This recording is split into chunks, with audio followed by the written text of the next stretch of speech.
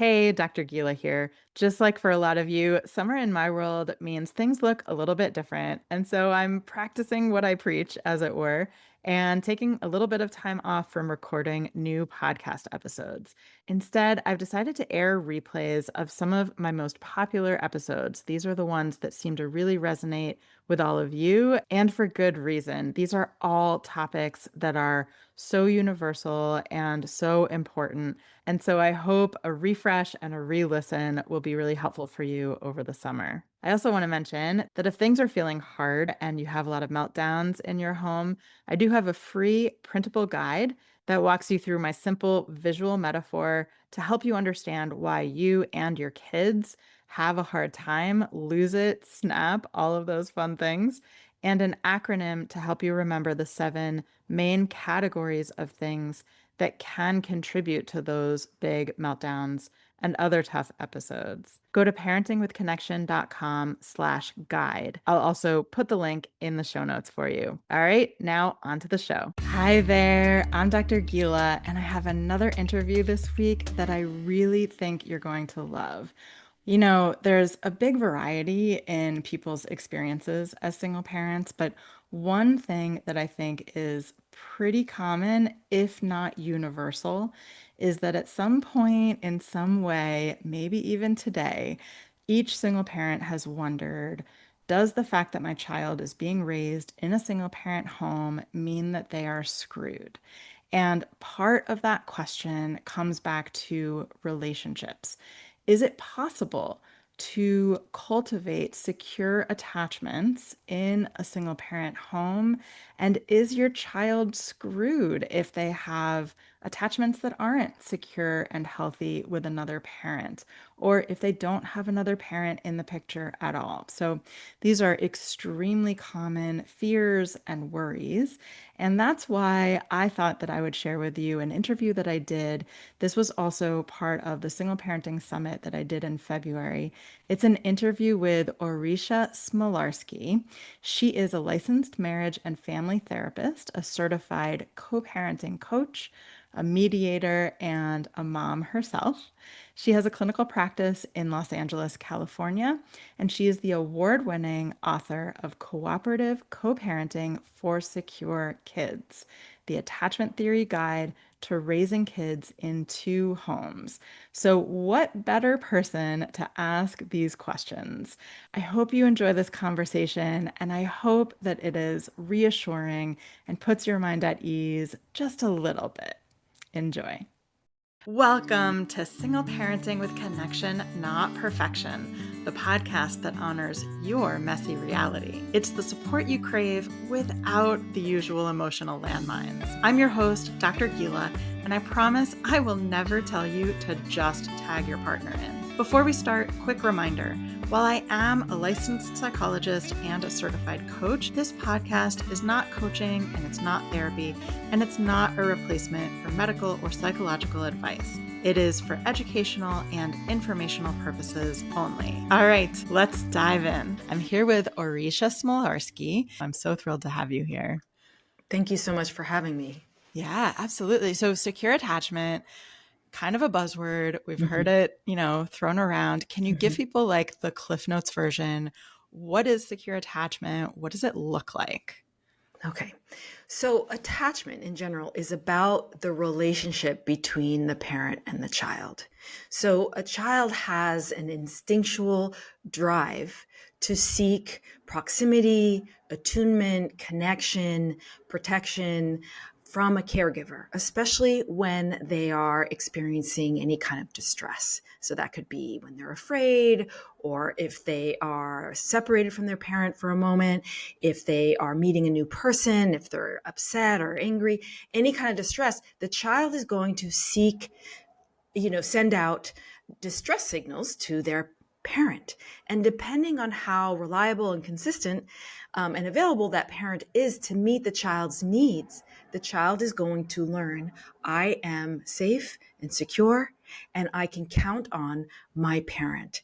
Now, if the parent doesn't, and instead meets the child with aggression or with hostility or shame, or is not available, meaning more neglectful, that child is going to learn, I can't count on my parent. They're inconsistent or they're not reliable. And they're going to start to adapt and create adaptive strategies to meet their own needs. That child then can develop a more insecure attachment style. So the key to security is about being present, being available, being connected, and responding to your child in an appropriate amount of time with sensitivity and attunement. And so it isn't about always being perfect, as you like to say. I'm 100% on board. For me, the idea is about repair and connecting and repairing that interpersonal bridge when there may be some ruptures. So, insecurity happens, or those attachment ruptures or attachment traumas happen when it is ongoing over time. If there's a day-to-day little moment, it's normal. I know I experience this. I don't know one parent who doesn't, who gets upset or is frustrated or is stressed, and you may respond to your child, with a little snap, or you can't immediately, you can't be there as soon as you want to, because let's say you have to work late. As long as you repair it and the child then regains confidence in that connection, then they regain that sense of security that their needs will be met. So, I hope that was good enough in a nutshell to give people a sense of security. Secure attachment is about that relationship that you create. And one other thing I want to mention that I think is so important, especially for single parents, is that it takes one caregiver to create a secure child. A child needs one caregiver to feel safe and secure and to be able to internalize that so they can take that out into the world with them with confidence and self-esteem. Yeah. And I know that is such a big concern for so many single parents. Is my child screwed, to be honest, right? No. Is my child screwed if they only have me as their primary secure attachment figure? And I think it's so reassuring to hear and to rehear and to be reminded that you are enough and that your connection with your child is so powerful and impactful. Yeah. Absolutely. Because they learn relationship and how they interact with the world and other people through that caregiver interaction, through that bond that they have with their primary caregiver. And so if you, the primary caregiver, the only caregiver, let's say, really form that secure attachment, that child is going to innately know that they can expect to get their needs met. They're going to know that they are secure, that they are valued, that they are loved, and they take that confidence with them into the world, and then they will create other attachment figures with other, attachment relationships with other people, such as a teacher or another family member, right? So a child can have different attachment figures that aren't always the parent. And that also is really good. And I talk a lot about community in my book because I'm a big fan of community, and there's a lot of research that shows that community does create a sense of belonging. And so a child is going to have that primary attachment with their parent, but they will also create other bonds and relationships with other people. And if they know what security feels like, they're going to also be able to create other healthier relationships with other people, with their peers, with their, if they have a sibling, no, but with their grandparent or with an aunt or uncle, or with a teacher, and they're going to know what that feels like. Yeah, they have that frame of reference and the model. They know what it looks like, what it feels like, and also in some ways how to cultivate it, right? Like I love what you said. Of course, I love what you said about not having to be perfect. I often like to say perfection in parenting is not only not realistic, it's not desirable, right? Because we need to and get to model for our kids that imperfection making mistakes is expected. It's normal, quote unquote. And we get to model that repair process that you mentioned. And that repair process, it sounds like, is in itself so important for building that secure attachment, right? So it's really an opportunity for deepening that attachment. Exactly. Yeah. It is really that balance between rupture and repair. And the faster you can move into repair, then the child can get back to, okay, cool. My parent is here. I'm good. I'm safe. I can rely on them and get back to playing and learning and growing. Yeah. So in a way, and they learn a valuable skill that they too can be imperfect, because perfection, I talked to my kid about this. Perfection doesn't exist. Yeah. You know, if we're perfect, then already that comes from an insecure place. I need to be perfect in order to be loved. So if the child can see that their parent is modeling imperfection and repairs, then they know too that they can be imperfect, and they are learning the process of repair. So they can either repair with their peers later on. And that is one of the most valuable skills of relationship, of interacting with anybody, is to be able to repair, be able to acknowledge where, you know, you might have misstepped or made a mistake, and that you're growing and learning and what you're doing to change so it doesn't happen again. Right. And that they're going to take with them into their lives and thrive in all of their relationships. So to be perfect doesn't help your child. To be imperfect and repair is what your child needs. And that's what builds resiliency, you know? And so I talk about this a lot, especially in terms of a divorce, right? A lot of parents are afraid, I'm going to hurt my child. I know that was my biggest fear. Like, how is my child going to survive? There's so much trauma. There's so much negative, shame-based, failure-based narratives out there. But when I went through it, I realized it doesn't have to be that way, actually.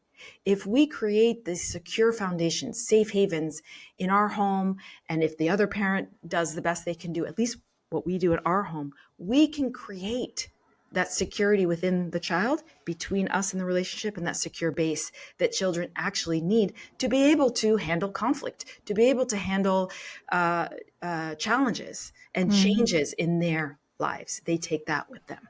And that, I feel like, is true resiliency. It's not about the perfect family, whatever that means. Honestly, I'm done with that idea too, of like the narrative of, you know, the two parent heteronormative structure that, you know, children need two parents at home in order to thrive. That is absolutely not true at all.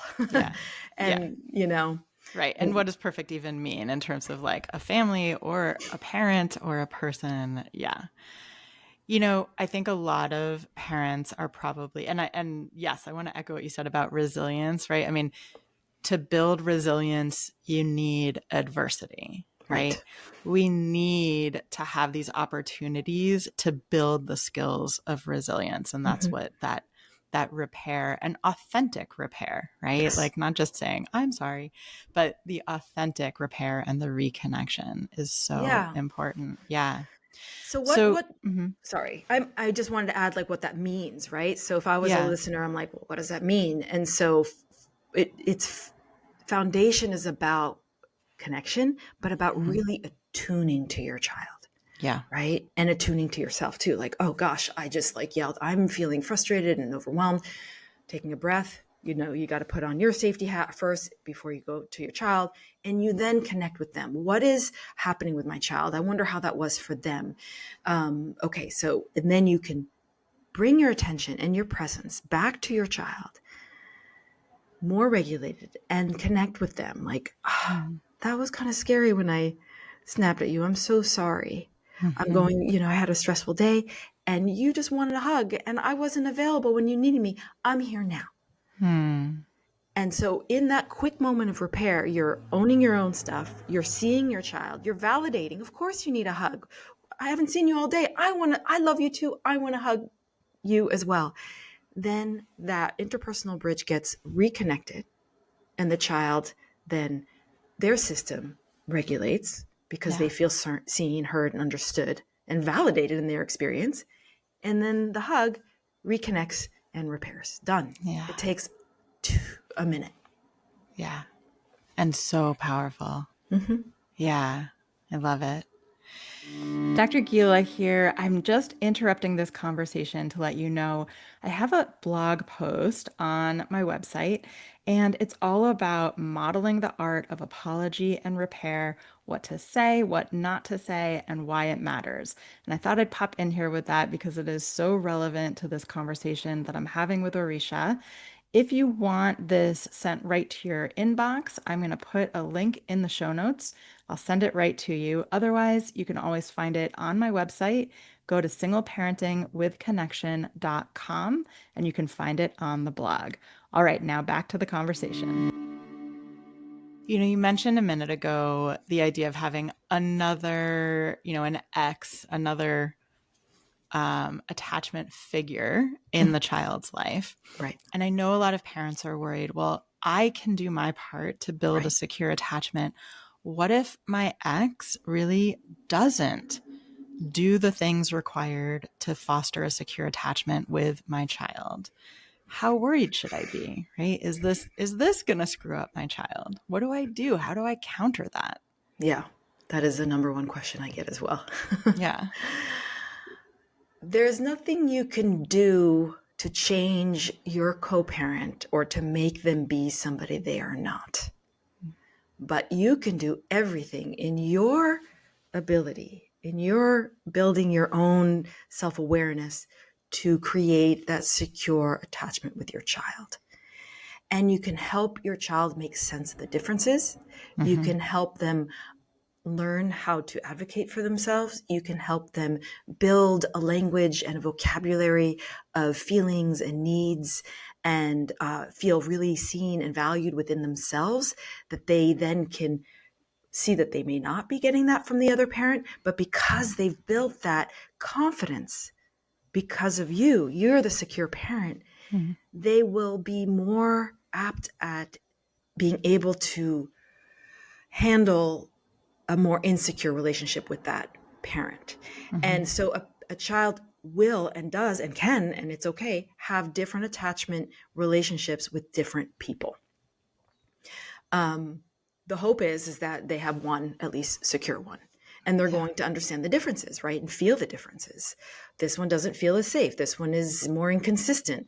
I have to learn, some kids, unfortunately, maybe learn to caretake one parent so that the parent can be less volatile or more present or, less shamey, right? So they will take on some of that. Like, this is what I have to do in response to somebody who's like that.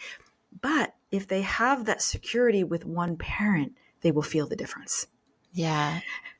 Yeah. And so, right, the only behavior we can control is our own. Yes. Which is both extremely frustrating and also, I think, empowering, right? There's the piece that we can't control someone else's behavior, and that's really, really hard.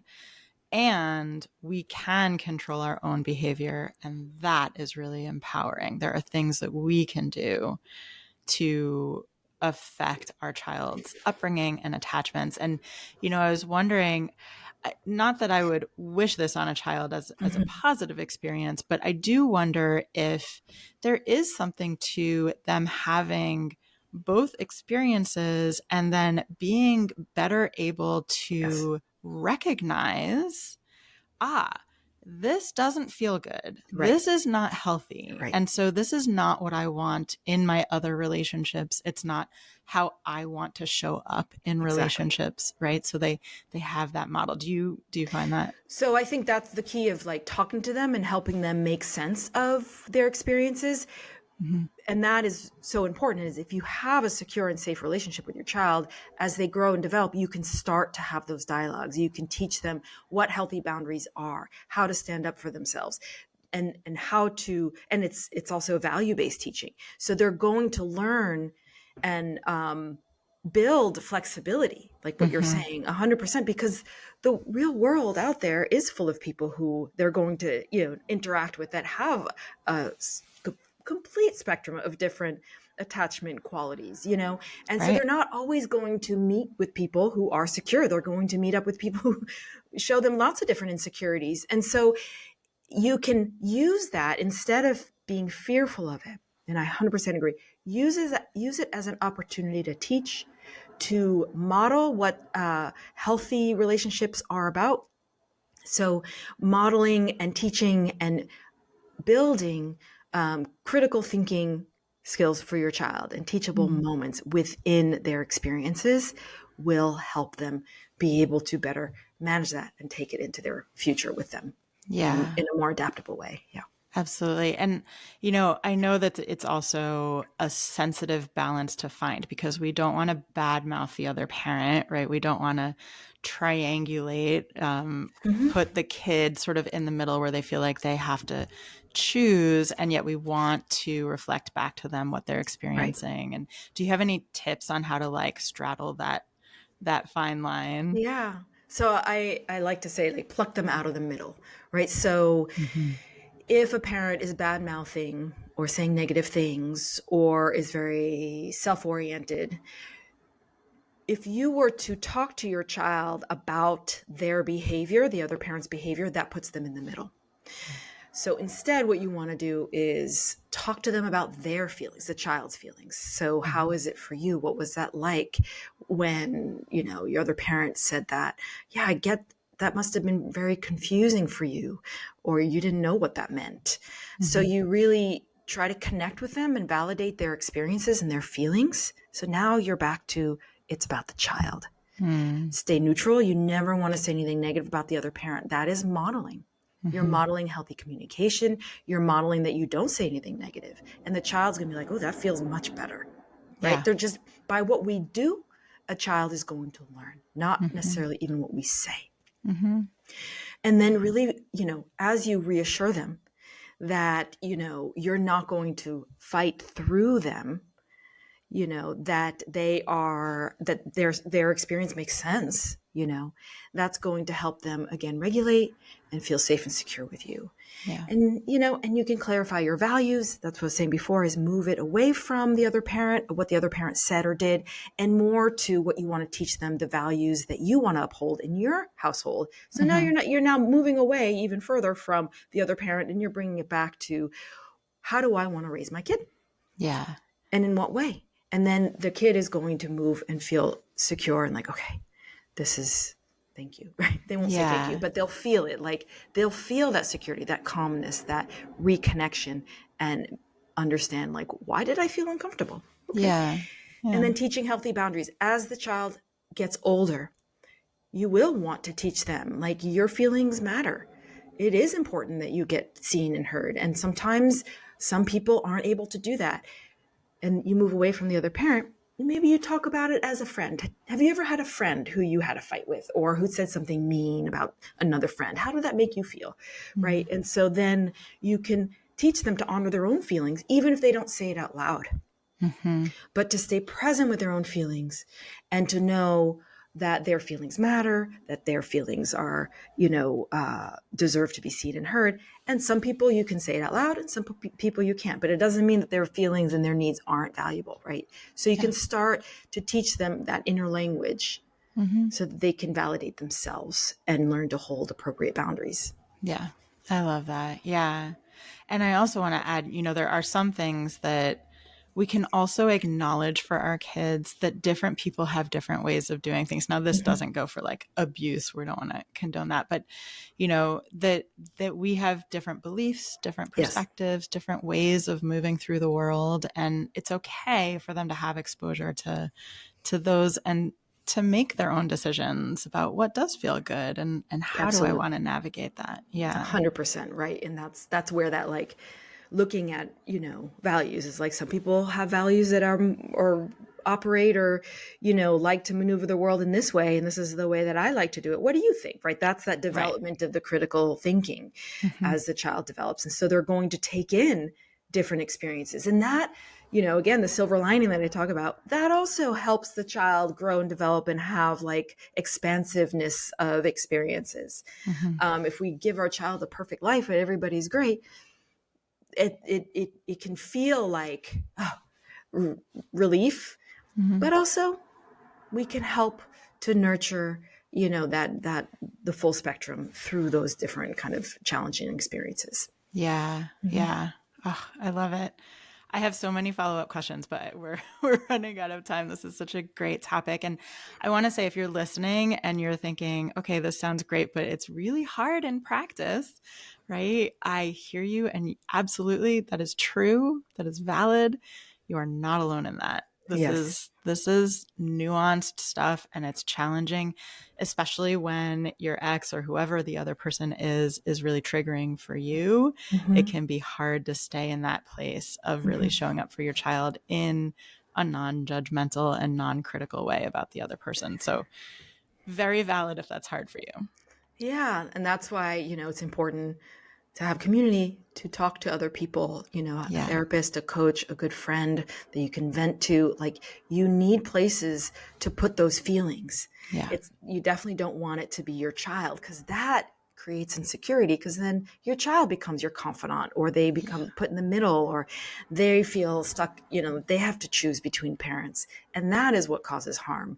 And so, build your community around you Mm-hmm. and connect with others, get your support, because you absolutely need that, and your feelings are valid, and it is so hard.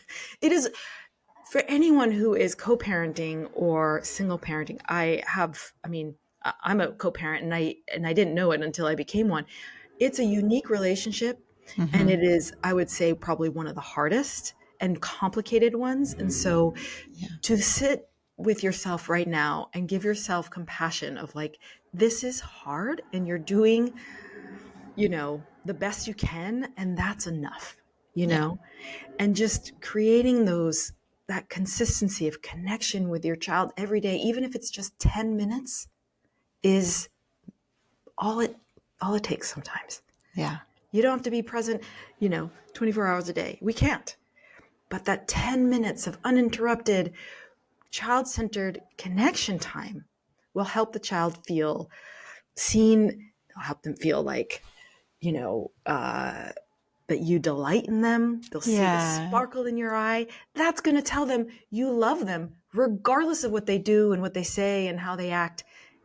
They just feel that love unconditionally from you. So if Yeah. that's what you have capacity to do every day, that's amazing. Mm-hmm. Yeah. Yeah. I often think the world would be such a better place if everyone felt seen and heard and valued by one person. One Yeah. person. Yeah. Yeah. Yeah. Oh, okay. Good stuff. Thank you so Yeah. much. And I know you have a free resource if folks want to. Do you want to tell us a little more about that?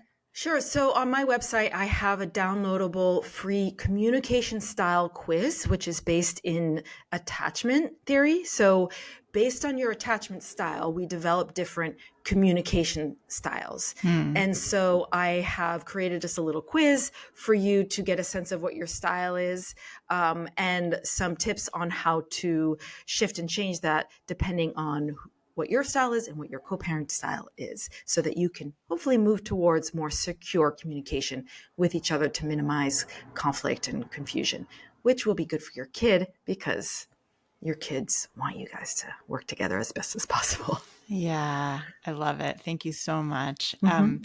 And before we go, I know we've been talking a lot about connection and imperfection this whole time, but I'm asking each speaker, is there some place in your life, something that you do that really fosters connection, either with yourself or with your kiddo? So I think it's important to do both.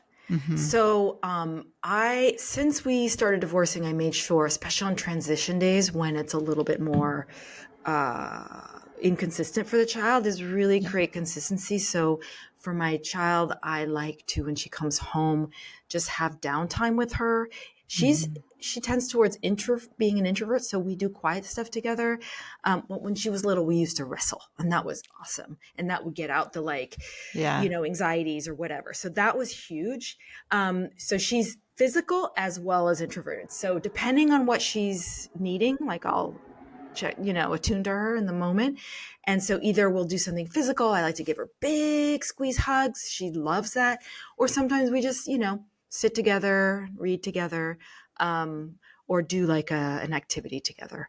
Yeah. So that's how I connect with her. And then connecting to myself, I probably should do a little better job of that. But trying to take walks every day, without listening to anything and just being in the present with what I'm seeing, what I'm hearing, what I'm smelling, the five senses. I go through that. And that's a very quick, and also it's exercise that brings me back to my body and out of the stress of the day. And so that's something I try to do at least a couple times a week, and it really grounds me. Yeah. I love it. And I think we could all work on more connecting with ourselves. So that's very relatable. Yeah. And the other thing I'm asking speakers is there a place in your life that you've really embraced imperfection? And I know we've talked a little about that today, but is there something that comes to mind for you in your own life where you've embraced imperfection? Parenting. Yeah. I mean, I know we're talking about it here, but so I don't know if I can just use the same one, but as a therapist, we're supposed to know all the answers. No, we're not. But that's what one thinks. I know we're not.